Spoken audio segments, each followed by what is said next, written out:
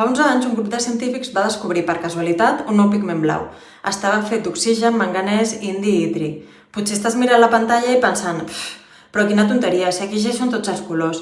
Però si surts de la pantalla i del món natural, tot el que t'envolta necessita pigments per tenir color. I no són tan fàcils d'aconseguir. Els orgànics normalment són molt cars i perden color amb el temps, i els inorgànics poden tenir elements tòxics com el plom i el mercuri dels vermells.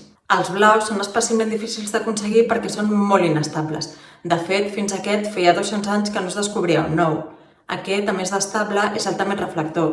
Així que si el fas servir per pintar un edifici serà de forma natural més fresc i els costos de refrigeració seran més baixos. Si continues pensant que això no va amb tu, que és un tema industrial o artístic, pensa la pròxima vegada que vegis el teu germà, fill o net petit amb una joguina a la boca. Preferiries que estiguis pintada de blau cobalt tòxic o d'aquest blau? I no són tan fàcils d'aconseguir. Fa uns anys un grup de científics... I dic... que m'ha color amb temps...